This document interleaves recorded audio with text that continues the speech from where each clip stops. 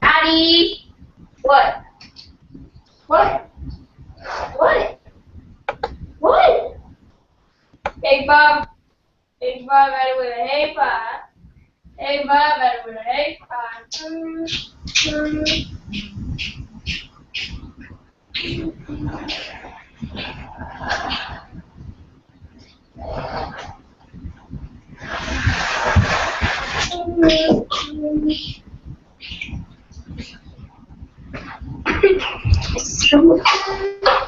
Okay. Daddy!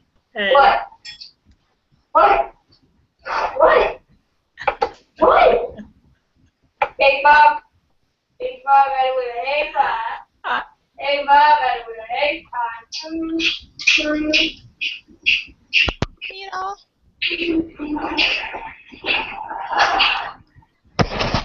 Cynthia? I'm here. Can you hear me? I hear you perfectly. Do you also hear the background? Just a little bit. Okay. Yeah, I do hear it. So there's a serious delay. Let me get rid of some, let's see. Hey Bob. Hey Bob, better with a hey Bob. Hey Bob, better with a hey Bob. I have noise, but I also have my own issue on this side. I always have these things with the Google Hangout. I don't know what this is, but yeah. I hear you perfectly. Do you also hear yeah. the background? That's a major delay. Just a little bit. Okay. Oh, you know what? Maybe it's my microphone. Let me try A this. serious delay. Let me get rid of some, let's see. Hey Bob. Hey Bob, better with a hey Bob. Hey Bob, better with a hey Bob. Okay, is that better? I also have my own issue on this side. I always have these things with the Google Hangout. I don't know what this is. I know. You know what it is? Do you have two Google accounts up? That's what I'm trying to get rid of. Hold on. Yeah, that usually does that. Maybe it's my microphone. Let me try this. There's this delay. Let me get rid of some. Let's see. Hey Bob.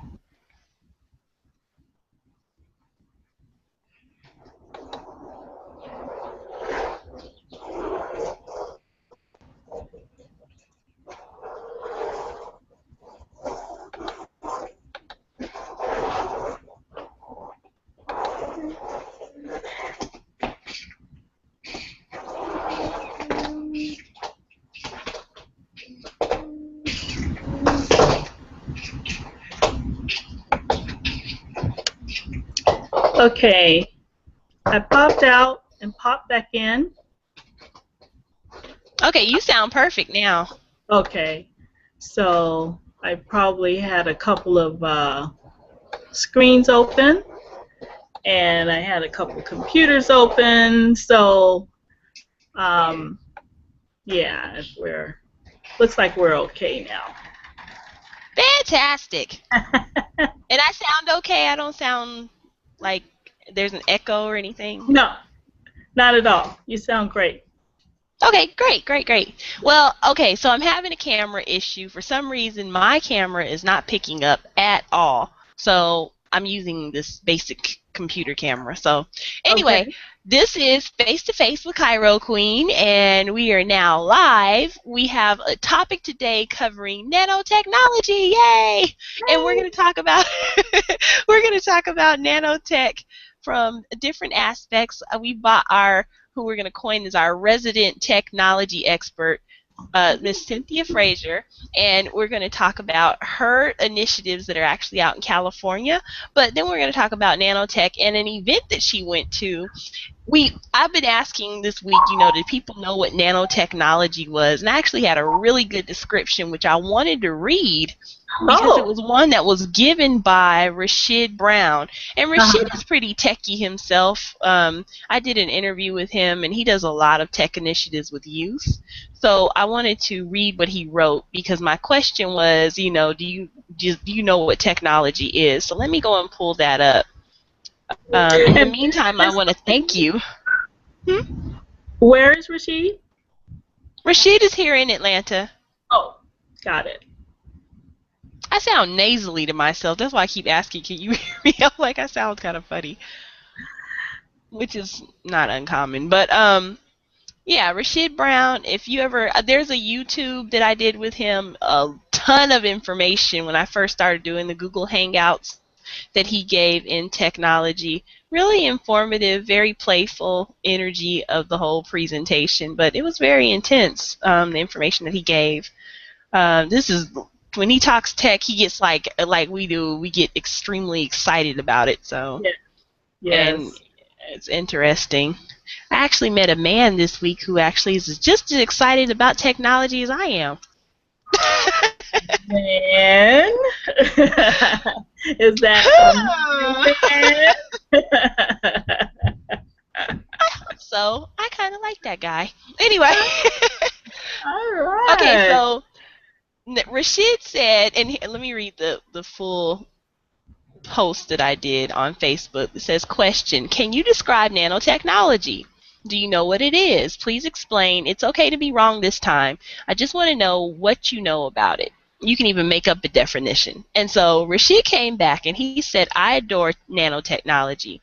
Very wide field dealing with microscopic technology, polymer technology, nanotech tools, nano devices, nanorobots, miniaturization, and much more. Nanotechnology is found in medicine, pharmaceuticals, electronics, and more. Nanotechnology is found in cellular technology, information systems, and more. Customization is a subgroup of nanotechnology too. Advanced manufacturing, automotive technology, and smart technology is included. GPS, remote sensory technology is as well. CAIRO QWEEN, I just love it. Wow. Well, thanks. I mean, So, that definitely sums it up for sure. and I think, what I like about his description is I think it's easy to understand, although, we're both kind of techie already and accustomed to a little bit of tech jargon. But I think anyone listening to that explanation should be able to kind of get it. Yeah, I mean, what I like to explain to people, the way that nanotech was explained to me is if you were to go into a place like AT&T back in the 70s, they used to have these rooms where they would have all these supercomputers. And so the supercomputers would, to take care of the network. They would do everything that the phone system was operating on. So they would hold all that technology and databases and things like that in that one big, huge, gigantic room at these huge computers. So now what they've done with nanotechnology, and I'll give you a visualization that was given to me.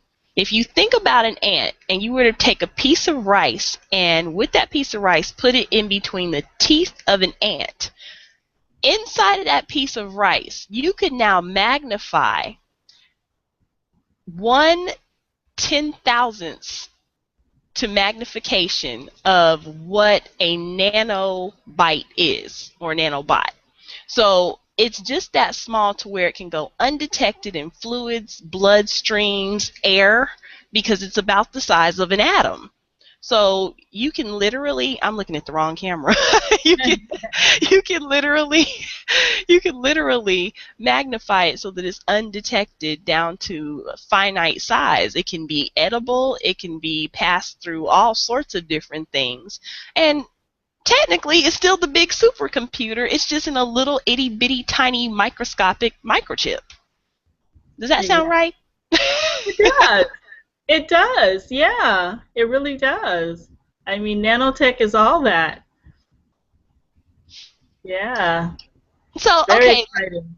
Let's start with explaining who you are to the masses of technology and the various platforms you've ran over the years. And we could just talk about you for a little while because you have so much we could go into, and it's so exciting what you do, Miss Cynthia. Oh.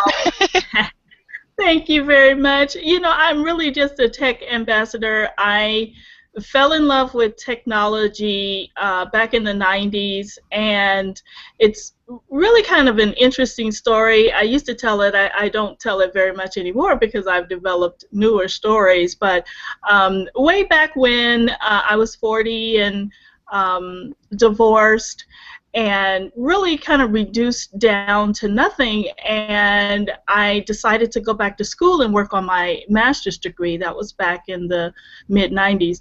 And I had a gentleman at that time that I was dating, and he kind of liked me a little bit more than I liked him, and it was really only because I was just coming out of a divorce and I wasn't looking for a real serious relationship. But he had been single for a long, long time, and he really wanted to fast forward, you know. So anyway, I went back to school. He gave me an old computer, and when I say an old computer, this was a tower computer that was about half my size, and I'm, you know, merely about 6 feet.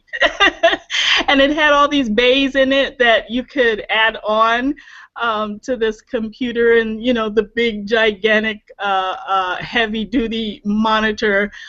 And he brought it in, and he said, you know, you're going back to school, you're going to need a computer. And I looked at this thing, and it looked so antiquated, and I was like, what am I supposed to do with this? You know, I kind of do it. But I ended up remaking that computer. I made it my own. I swapped out parts, I changed the modem, I started getting inside the computer, and I discovered that, wow, I kind of like this stuff. And so that began my journey, and along the way I just became an ambassador in my area for technology because very few people were up to speed. And mind you, you know, I wasn't like this computer science, you know, whiz or anything like that. I was just a girl, really, who was going back to school, working on her master's to improve her life, and fell in love with the technology. So after that, I discovered, you know, if I could do something like this, I think everybody can do it, or certainly anyone can do it. And from there, I just, you know, got out into the community, started developing programs to teach others about the technology. And fast forward, you know, a decade or so, and here you and I are having this awesome Google Hangout, you know, through the technology. I mean, it's really incredible. I love it. Okay, so fast forwarding through life and life experiences. Yeah. We get to this point where now we have this great abundance of technology coming forward, and yet not that many people who seem to be paying attention, and you create these events to target women. Right, because again, you know, going back a little ways, back to the early 2000s, now mind you, by then I had already been involved with social media. We've talked about it on other Google Hangouts that you and I participated in, where this was long before Rise. I'm sorry, long before Facebook. It was Rise. It was Second Life. It was MySpace. And here I was, you know, doing all these things internationally. Back in 2007, I hosted one of the first online conferences for women, and I just thought women would love this stuff like I did. But I discovered a fear, and they really didn't want to. And I remember my first presentation to NABO in my area. NABO is the National Association of Women Business Owners, about social media. And, you know, that was the time when the women were telling me, look, this stuff is for kids.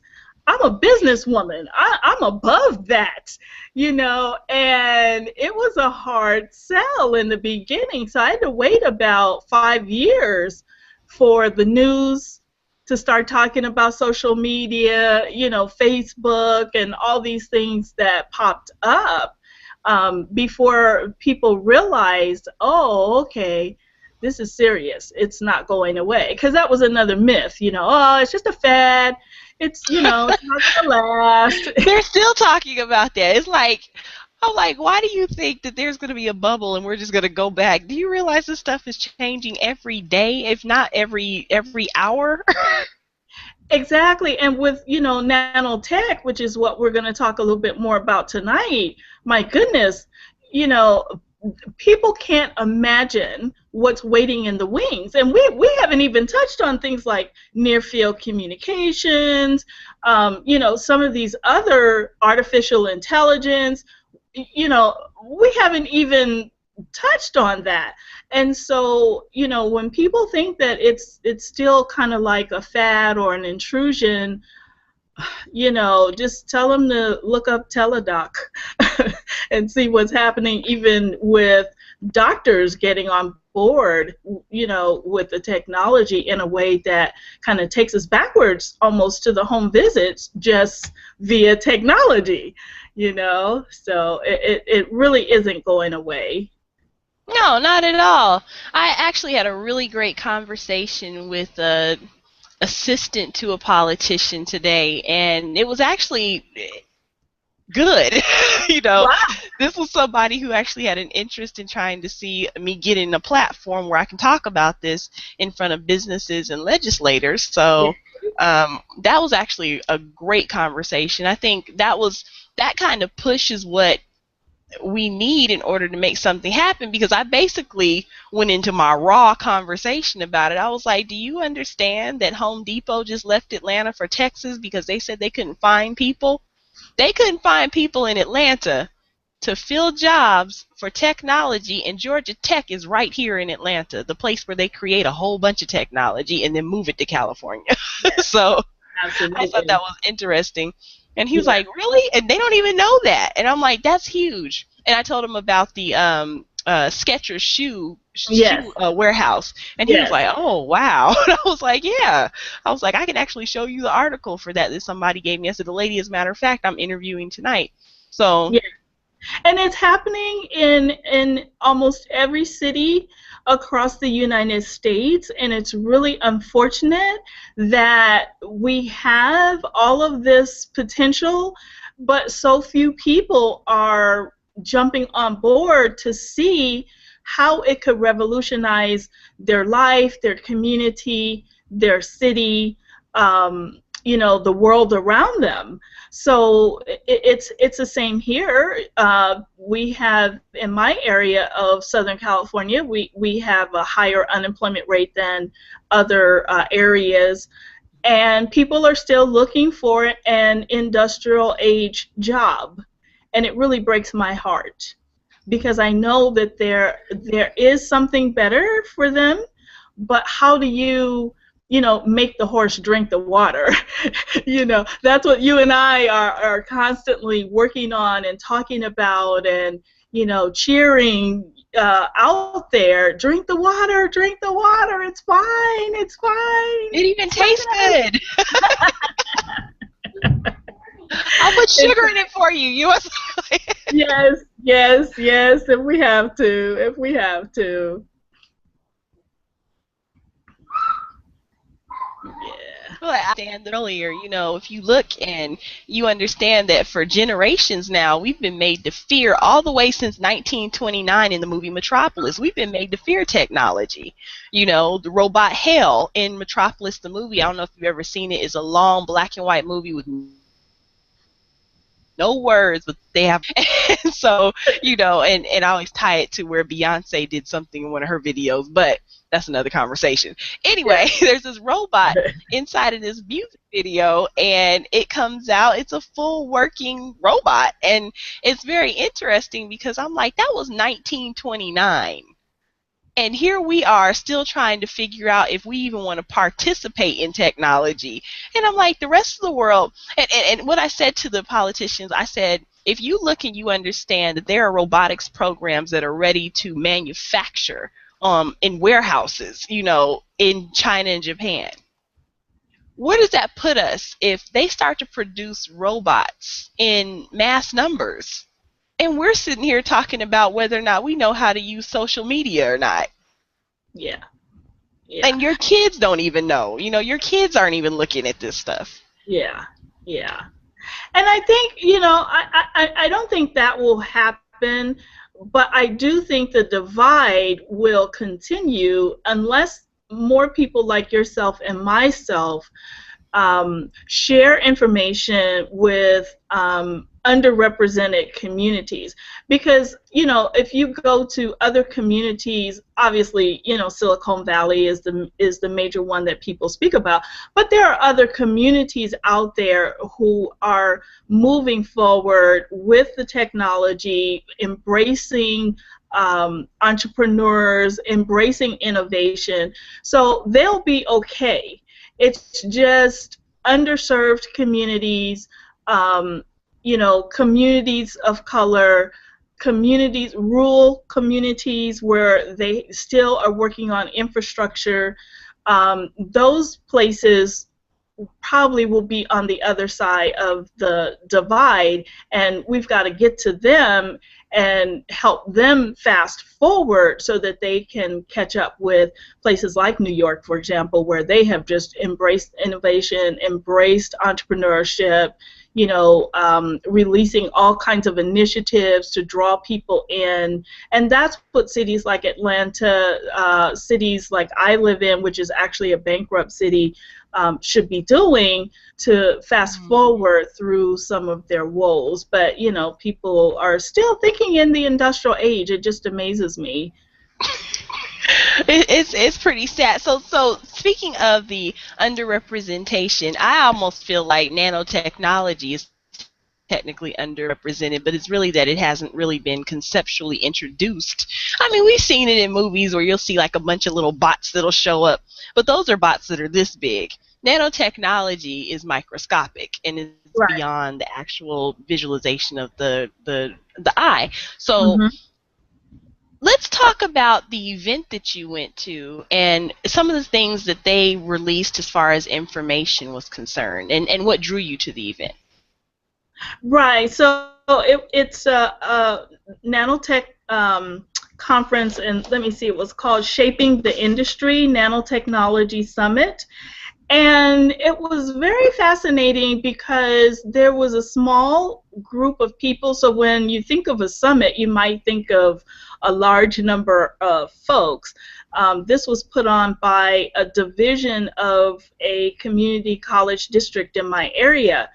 And it was primarily men, a few women there, very small, but extremely powerful in the information that was discussed and released.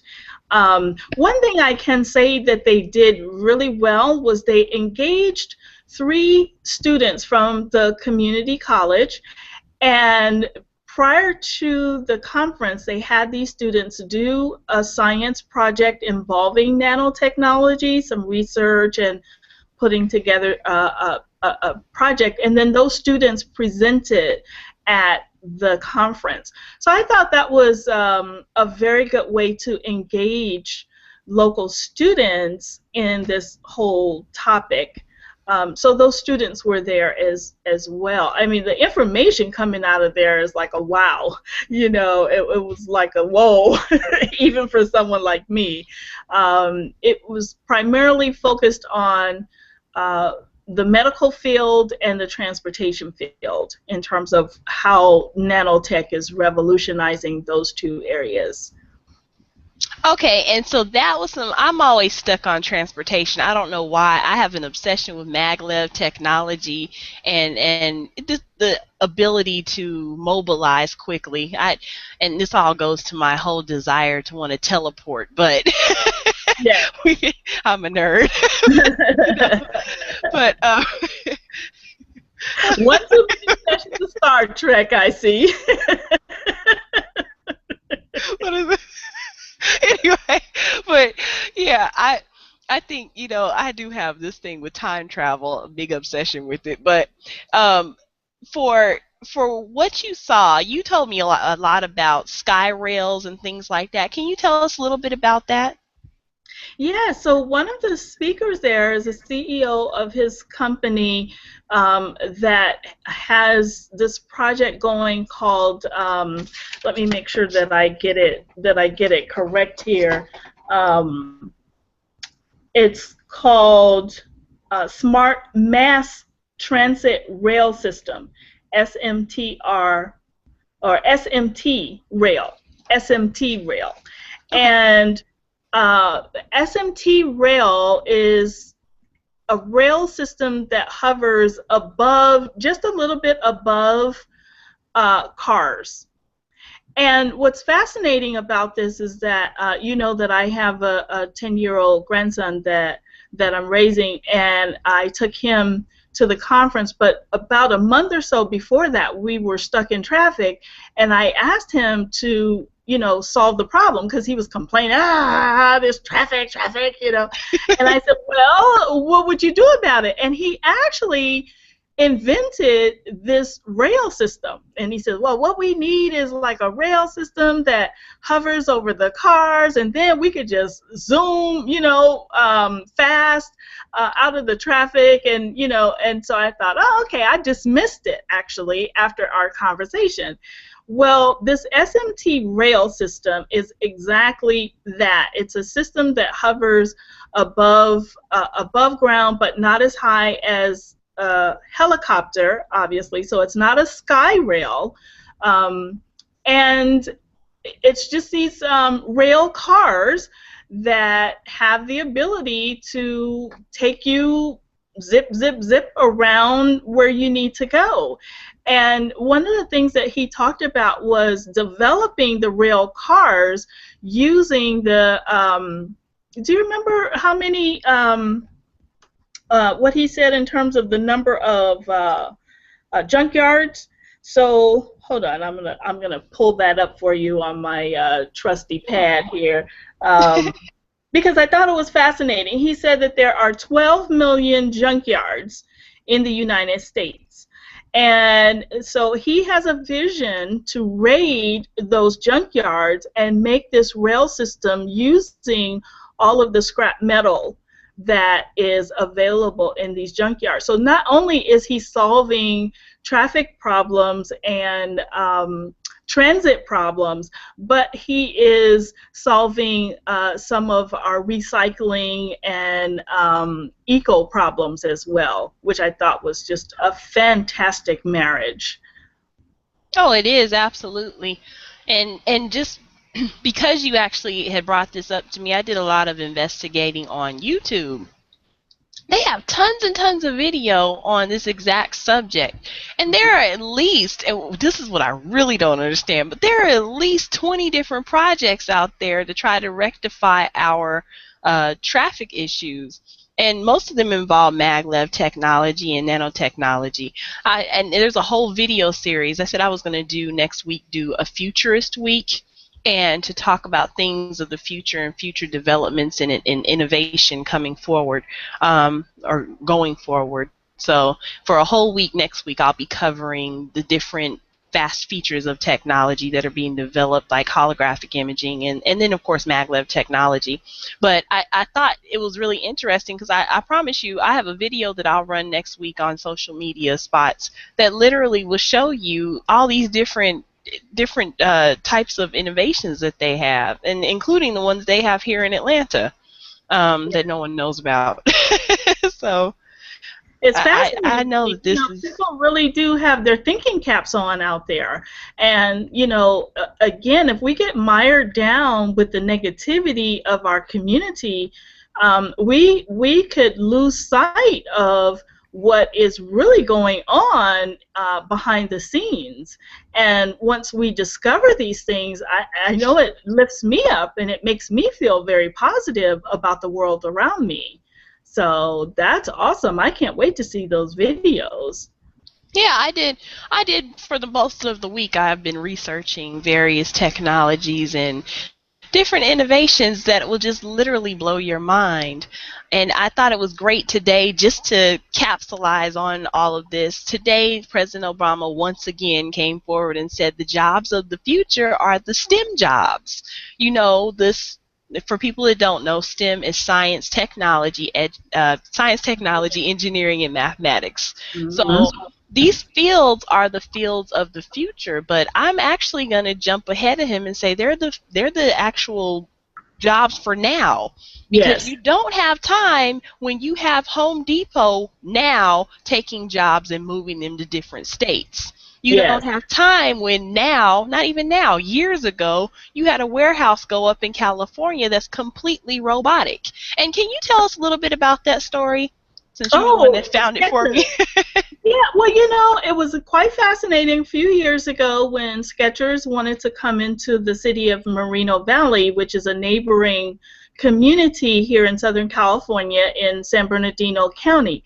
And Moreno Valley had been really gutted when the base closed, which, you know, a lot of bases started closing in the 90s, and that hurt those cities and those communities, because not only do they have a huge land mass that's owned by, whether it's the Navy or the Air Force or Marines or whatever, but then all of the personnel that, you know, was there now is gone. And so Moreno Valley is an area that has really been hurt, just like my city, San Bernardino, when Norton Air Force Base closed long before I even moved here. It just took a lot of resources with it, with the closure. So the community was very excited when Skechers wanted to come in, because they thought it meant jobs. Skechers put about $8 million plus into this warehouse, and they own about 1 million square feet of warehouse facility. So people were, oh my gosh, oh yeah, this is great, it's going to bring jobs. Well, it turns out that the entire warehouse is manned by robots. So when the truck drives up, or backs up actually, to the dock and opens its door, everything is handled by robots. That's the last human to touch the merchandise. And so what happened is, you know, all this mass created really no real jobs, not jobs for people who, like you were talking about earlier, may have industrial age skills and are not prepared for some of the high-tech jobs that are out there. So it's very fascinating, and you know, there's a lot of sad faces in that community because, you know, it didn't happen the way that it is. But can you imagine 1 million square feet of robots? Yes. No, oh, you could, of course. What am But no, I mean, I can see that being devastating to an entire community, because this is only the beginning, and I have to like literally pinpoint this to all of America. This is only the beginning. This is not a bubble. This is not going to stop. This is not going to slow down, and the little bit that you want to pay attention to is not enough. You have to now pick up, and we have to learn this together. You know, this week I started learning Ruby online for free. Oh, free. Good for it's you. On Code Academy. Not only that, I had our friend in the Urban Tech Fair, Kevin Williams, sent me a platform where they teach you how to build robots on Ruby. Nice. Yeah. So well, I'll look forward to your progress on that one. Oh, I'm so excited about it. I literally almost cried when I saw that link. I was like, ah! Exactly. As much as I talk about robots, I'm like, yay! Yeah. Well, you know, we're all going to be robots probably in the, you know, near future. We are truly headed for cyborgism. Yes, yes, we are. We are. So, And for everybody, if you think that's actually comical, understand that Facebook, your largest, or I guess you could say your most profitable tech company right now, social tech company, purchased Oculus. And what Oculus is a headset that was originally used for gaming. But if you ever remember going back far back into the 90s, there was a movie that I can't remember the name of it right now. Demolition Man. Demolition Man was a movie with Wesley Snipes, Sam Lake, and Sylvester Stallone. And so they were in the future, and they used to have these situations where they'd use these headsets and they would walk into virtual reality. There have been movies called Surrogates with Bruce Willis. There was a movie called Gamers, and all of these were to literally show you how we will eventually be virtually interacting as an internal virtual society. Now, if you don't think that's real, go look this game up. I'll give you two. There's one game called Second Life. I was addicted to this game. I literally had to stop playing this game because I had a full addiction to the point where I couldn't leave my computer to go past this game. And so the game was addictive, and I'm so glad they started charging to use everything because I was like, okay, I can't afford that part. So I left it alone. But when you go and you understand there's Second Life, there's also Sim City, and Sim City's what, on the 7th version now? It's addictive, not to mention all the games they have on Facebook where people are always sending you an invite to Farmville. We're already there. This is not the future. The future is now. Smart is the new cool, but we're here right now living this society, in this society. Exactly. So it's really interesting. Okay, so from the standpoint of how the nanotechnology convention went, I went and did some more research and connected all the way back to Georgia Tech here. After you gave me some information, we have a whole robotics organization that is actually working on nanotechnology here, right here in Atlanta. So, you know, then you told us about what they were doing as far as developments in the medical industry. Do you want to go over some of that? Do you remember any of it? Oh, I'll never forget it. It was just really incredible to imagine that in about 5 to 10 years, our cell phone will have the ability to smell. And, you know, that was a big eye-opener for a lot of folks. So, you know, looking at what the researchers are doing with the human body and nanotech and, you know, and medical quality of life, it's just really it's awesome because it means that a lot of people will not have to suffer in ways that they have been suffering before. But it does kind of blow your mind when you think that, you know, you'll be able to take your cell phone when you're checking into a hotel and actually use your cell phone to check for bed bugs, because apparently bed bugs give off this really minute smell that is not, you know, obviously detectable by the human nose. By the human nose. So your cell phone will be able to do that. You'll be at the grocery store and you'll look at fruit and it'll look really, really great on the outside, which we've all had this experience, and you'll be able to take your cell phone though and detect whether it's rotten on the inside before you purchase it. So, you know, placing it in that kind of context, I think, you know, if you just say, oh, our cell phones will be able to smell, again, people see that as an intrusion. Oh, that's too much. You know, we don't need that. But when you think about the savings that it will have in our lives, then it kind of crosses the line to, well, maybe that's not so bad, you know. And so that was one thing that was discussed. And then another thing that was talked about is that our cell phones will eventually become like a mobile lab, and we'll be able to put our blood into our cell phones, and the cell phone then will be able to detect what's going on inside your body.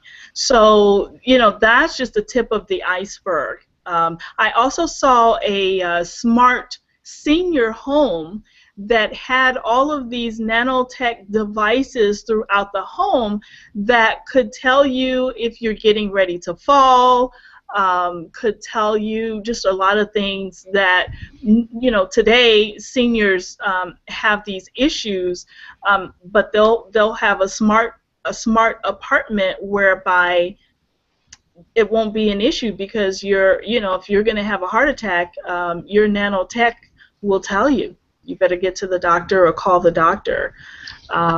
So the medical field is just wide open in terms of what they're doing in nanotech. And then I don't know if you and I had a chance to discuss it actually, but nanotech and textiles.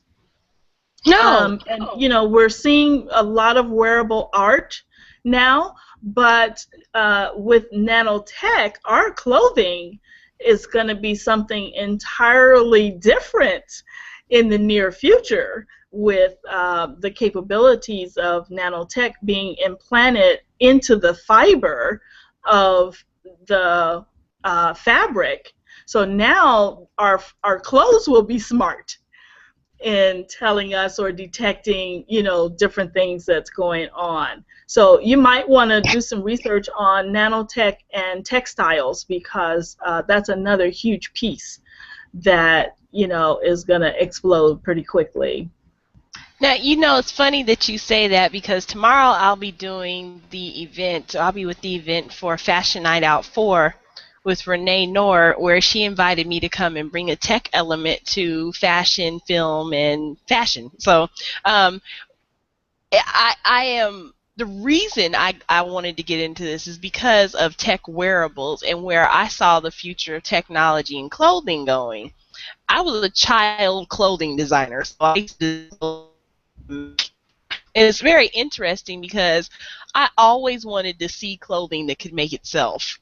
And what people don't understand is, after watching, if you watch, there's a movie called Transcendence that just came out, and it showed you Johnny Depp was this, I hate to give this movie away because it's still in the theater, but Johnny Depp actually shows you how he becomes this internal, he becomes like a nanotechnology system, because they embed his memory into a computer system, and it then becomes AI and artificial intelligence, and it starts to learn and adapt to the computer system to be able to recreate as and learn as it goes. So of course it gets to the God complex where it starts to make individual humans. So but he does physically start to heal people from using nanotechnology into a liquidized form.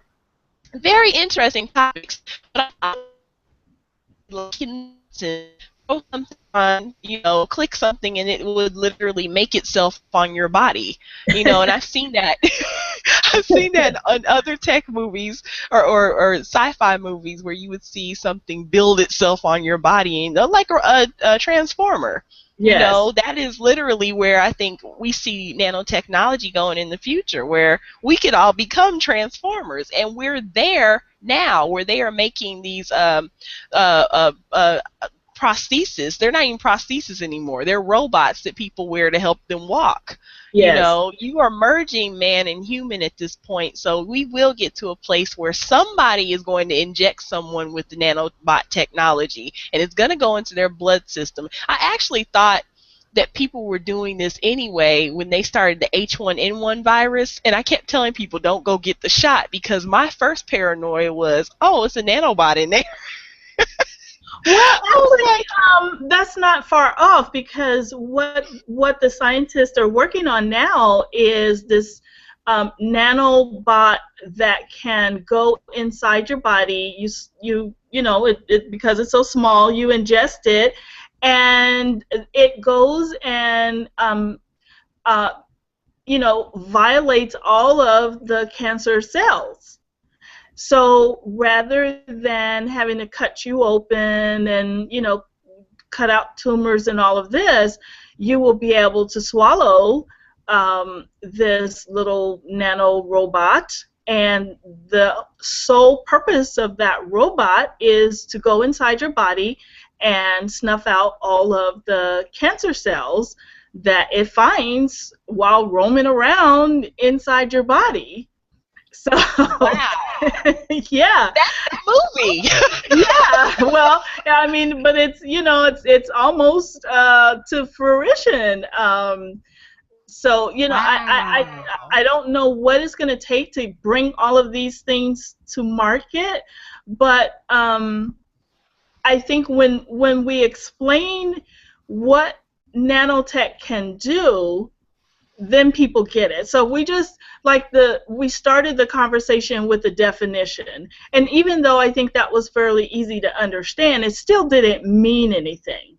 But once you start talking about how this is going to improve the quality of life for people, I think most people would have to get on board, because how could you not want to see life improved for humans? I'm sure there are those who, could make an argument against it, but to think that, this little nanobot can go inside your body and work from the inside of your body, and when it's done, it just eliminates itself. It's just, I mean, it is mind-boggling, I have to say.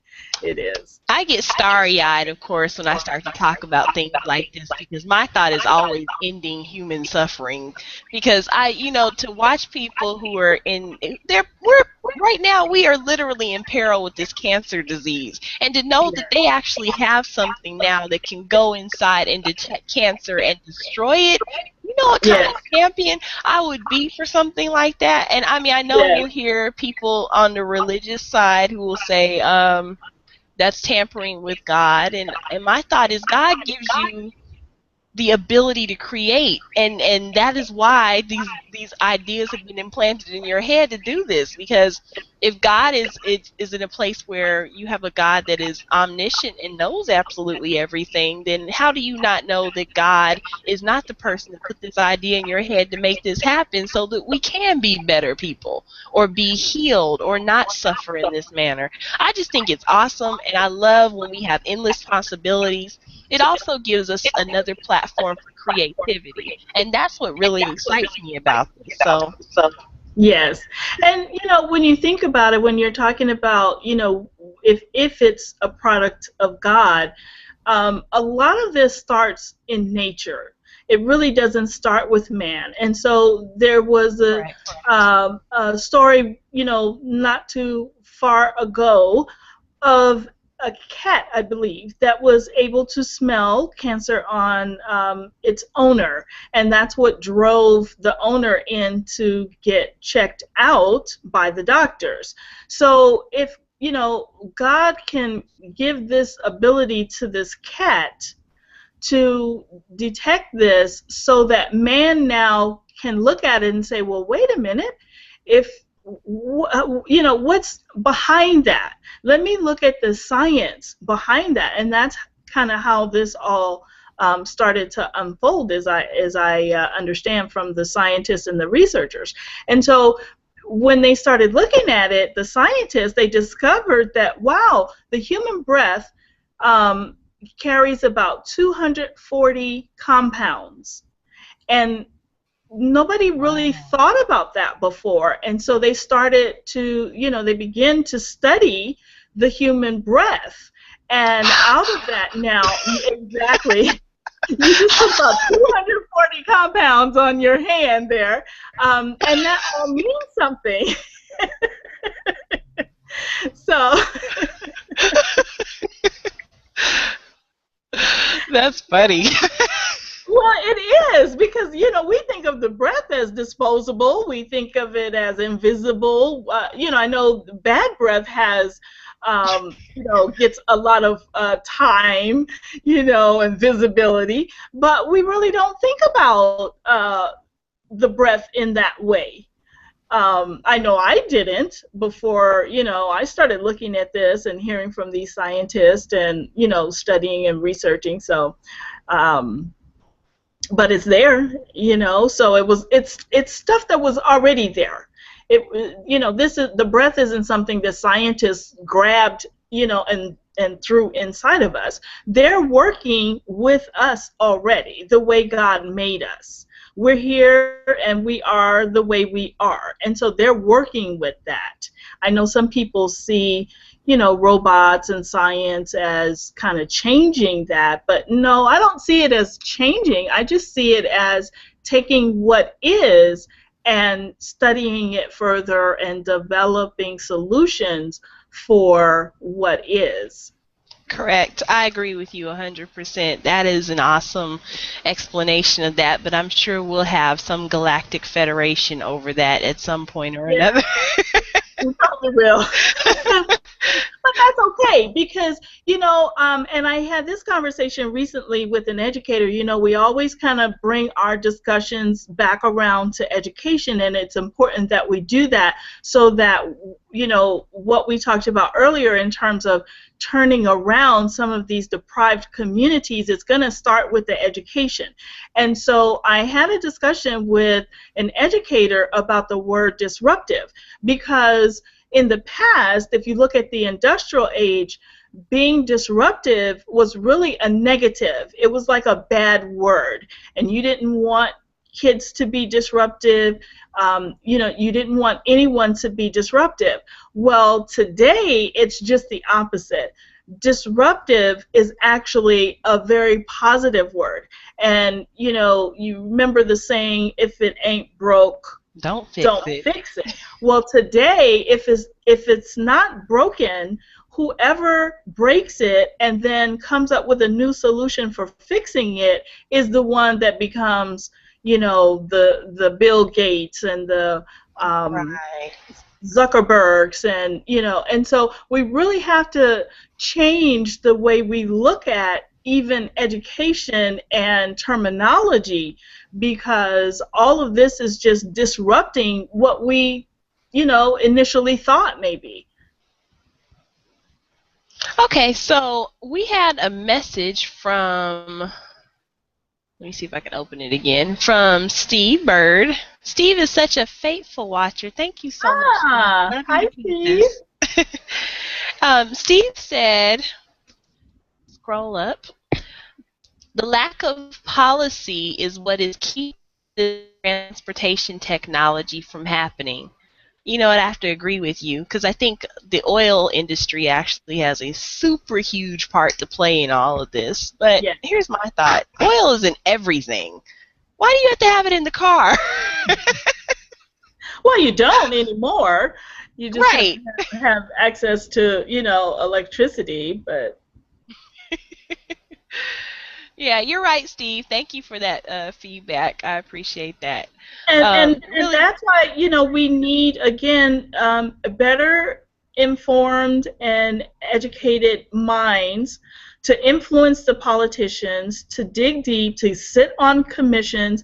So it sounds like Steve is someone that might need to sit on a commission, a planning commission is in his community, so that he can bring his own knowledge and understanding to the table and help influence those that might be at the table but not thinking in the same futuristic kind of way that Steve may be.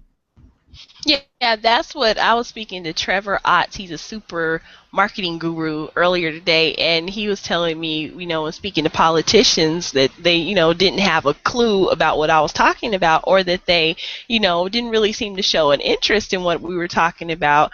But he said, I see an opportunity there, and I see what he was saying, you know, where we actually can now provide solutions for the government. You know, the government isn't there. I think it is now incumbent upon us to now convince them why it is imperative that we go this direction.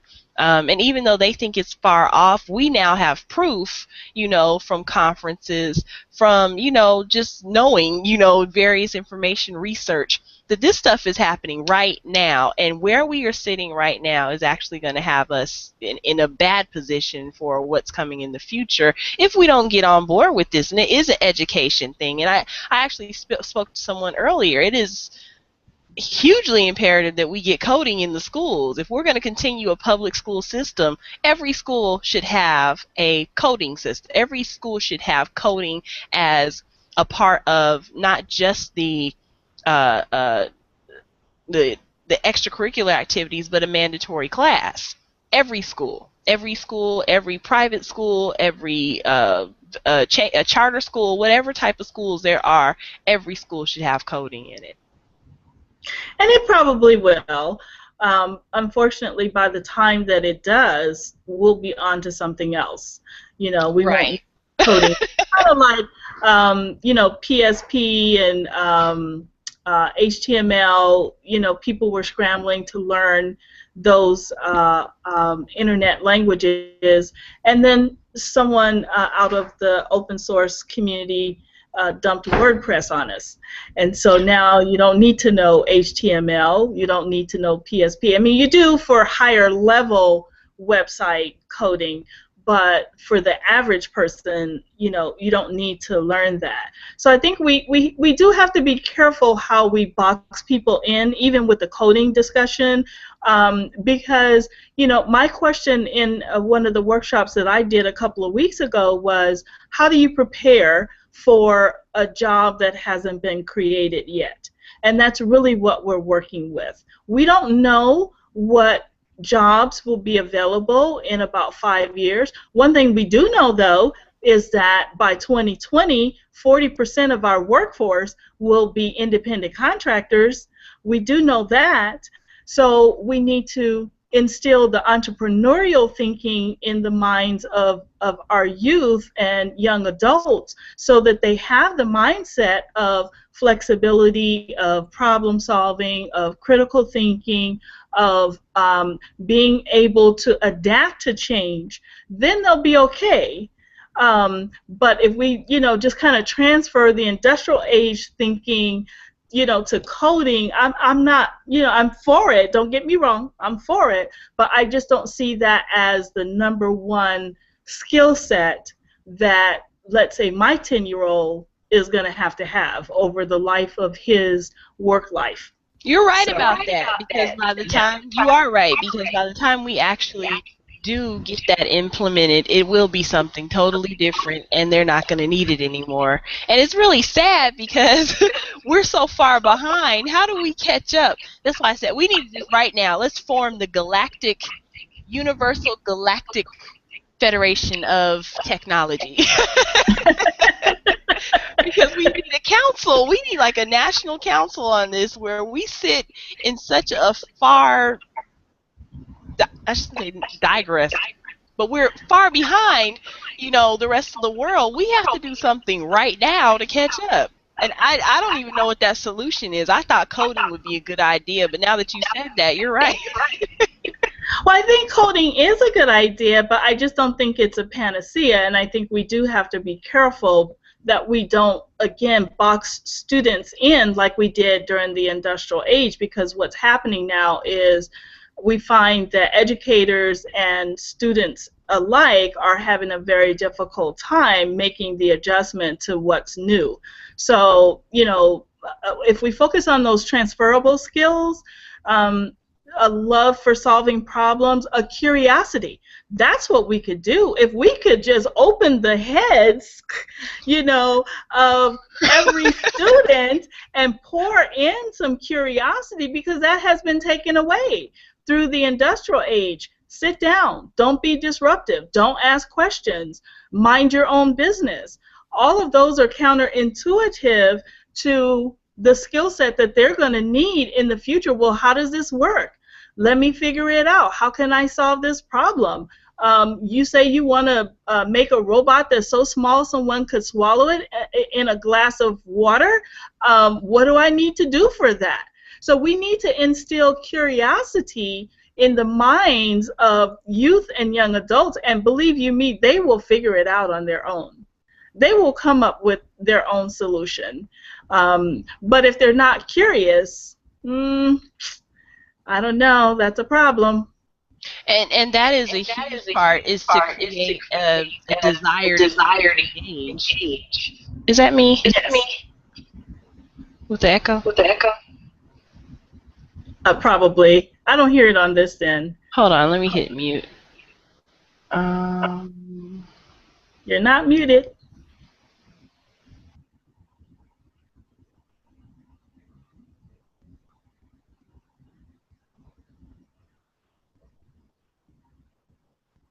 Oh, yeah, you're muted.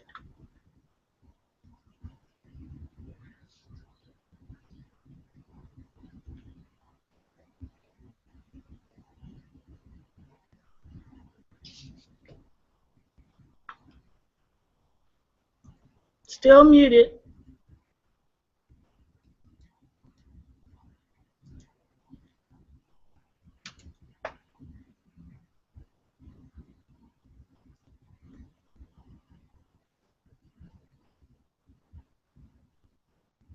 Oh. No, Okay, you're wait, I right. hear myself. I still hear an echo. Oh, okay. Well, it has been about an hour, and Google Plus, I think, the bandwidth, and we'll have to have that conversation sometime about the bandwidth and the spectrum out there.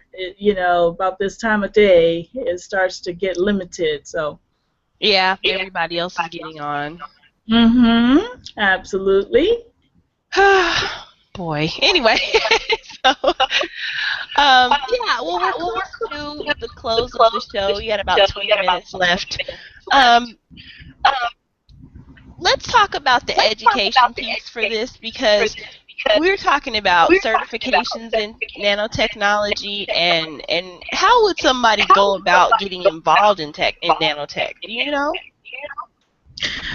Well, nanotech is coming out of the science and technology field. So you do have a lot of engineers who have drifted over to the nanotech arena. You have scientists who have been studying, things like medical cures and things like that, who have drifted into nanotech. And then just through educators encouraging students to take a look at nanotech to see if there's something of interest there that they can study further.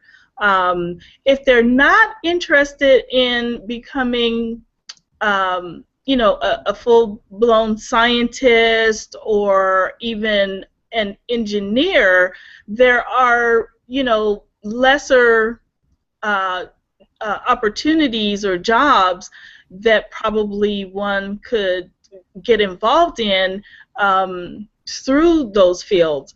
But it's really, science and engineering. I don't see how someone could.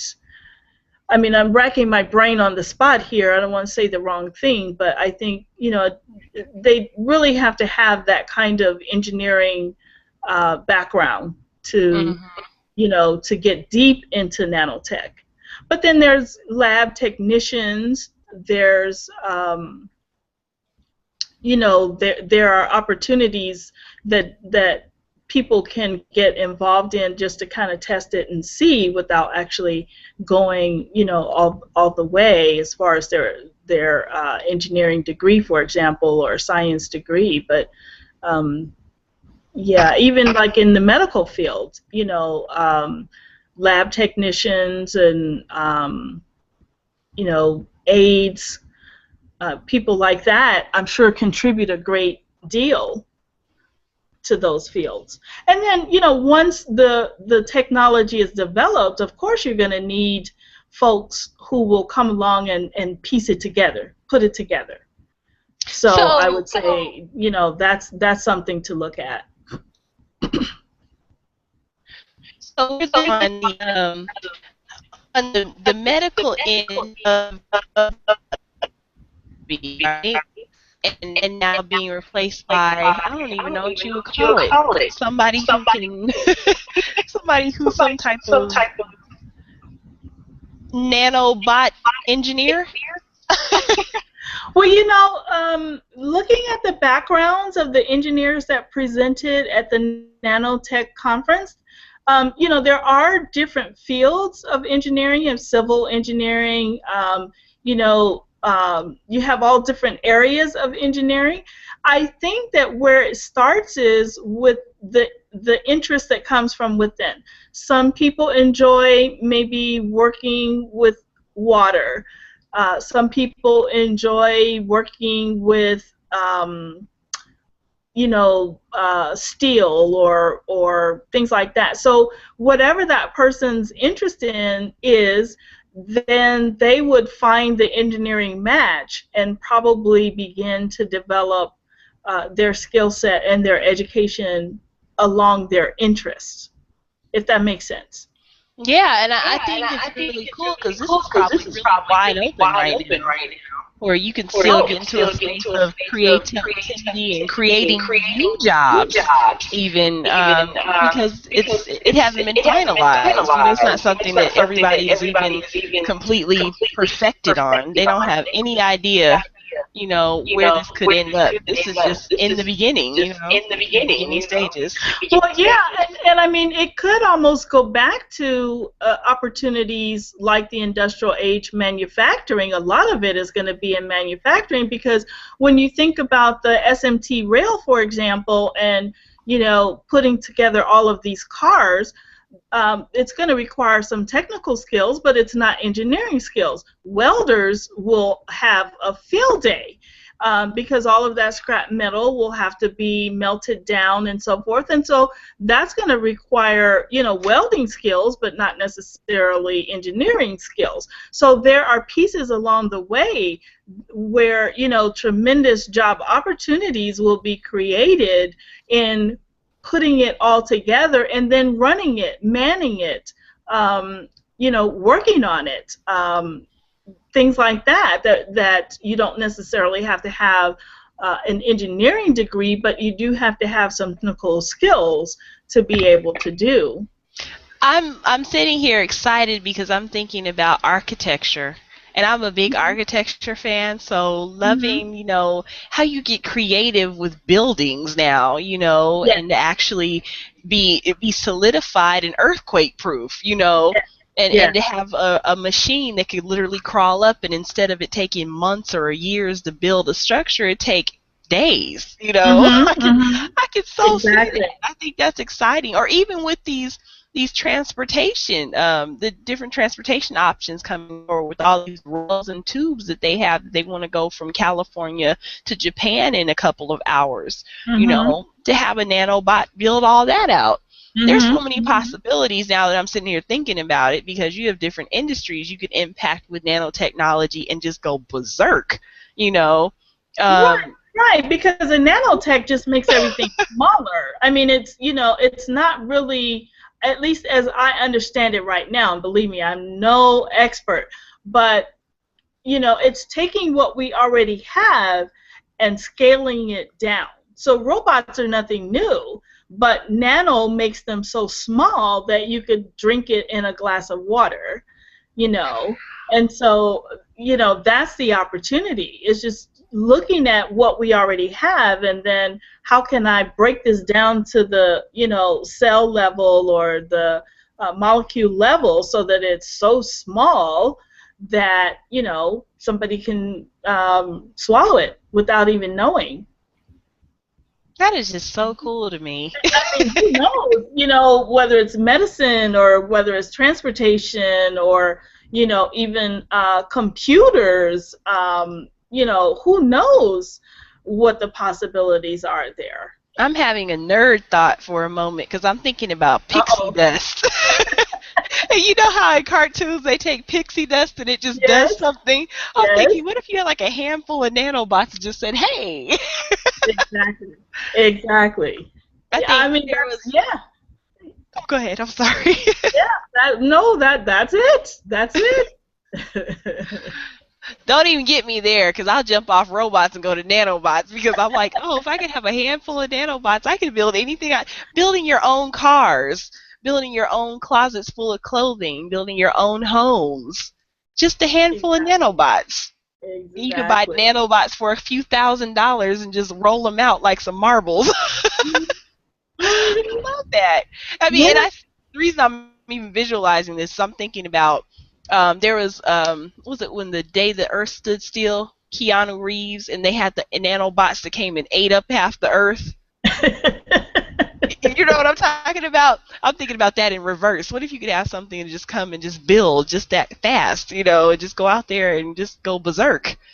And you can reconstruct the whole entire planet with things that'll float on water and buildings that are in the air. And okay, I'm getting a little too imaginative, but anyway, so Well, but that could be so you're not cool. that far off because when you were talking earlier about the clothes that make themselves, I mean, I thought about traveling. That'd be so cool because now I don't have to lug a bunch of heavy suitcases with all this stuff in it. I can just get to where I'm going and, have my, self-made clothes or clothes that make themselves and just kind of make it right there on the spot.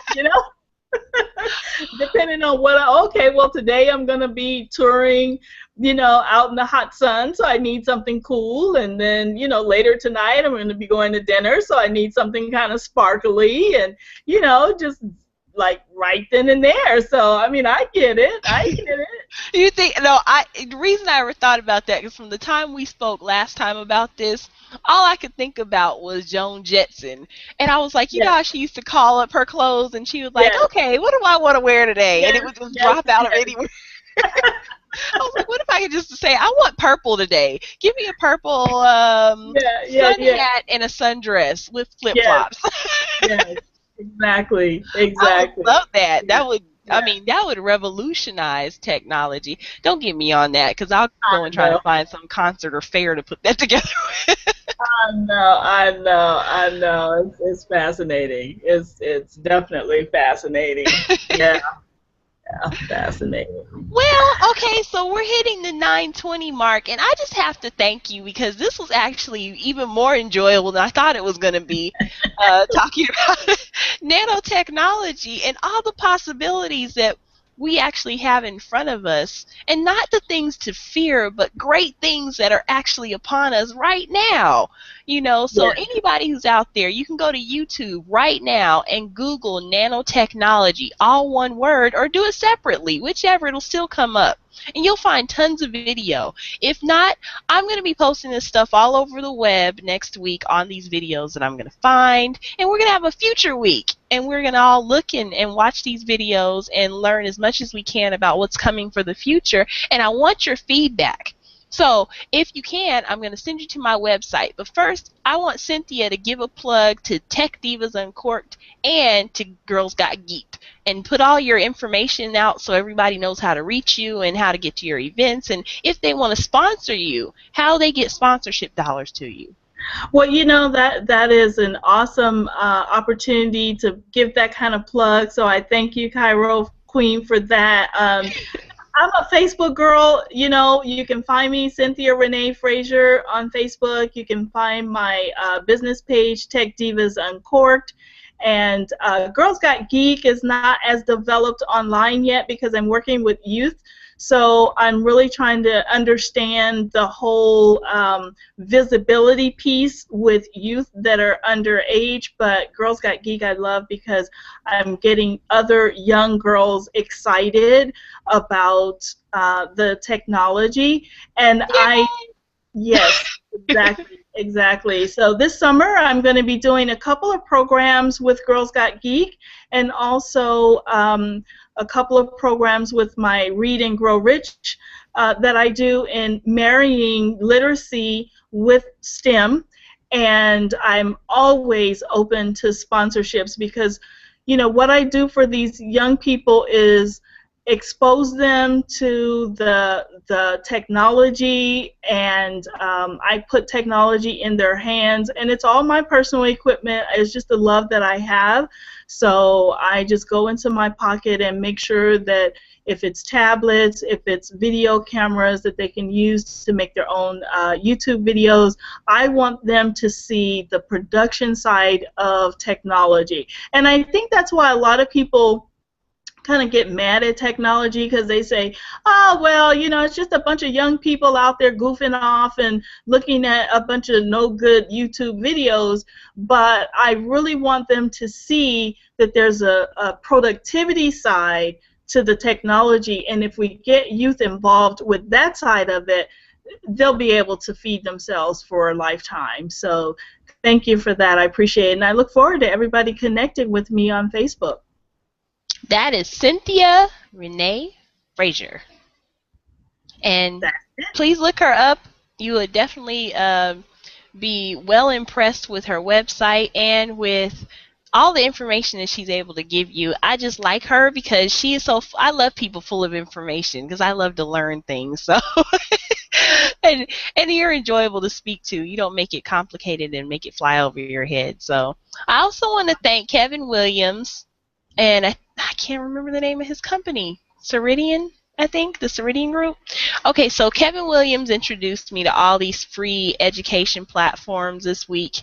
And of course, I'm going to tell you, as I start to learn, I want you to learn too. So simple first steps this week, go to codeacademy.com. Codeacademy.com allows you to learn various types of technology, programming, developing, and go on there and learn for free. Codeacademy.com. I'm learning Ruby. You can learn with me. It's really cool. So you've seen tonight, you know, all the various ways that we're going to go and advance in nanotechnology. Why don't you do some research and see if it maybe can be something that you can get involved with, or you can tell some people about. We need more people to talk about technology. So learn with me, build with me, see with me, know with me, and I'll be happy to keep doing what I'm doing, but we want to take this to a bigger platform. So yes, still talking to politicians, still working on the major show itself, but we have more people involved now, so it's growing and more people are paying attention. So yes, yeah. You know what? If I can give a plug for CAIRO QWEEN, you have an awesome collection of hangouts that really spread the gamut from entertainment to nanotech. The hangout you did last week on film was awesome.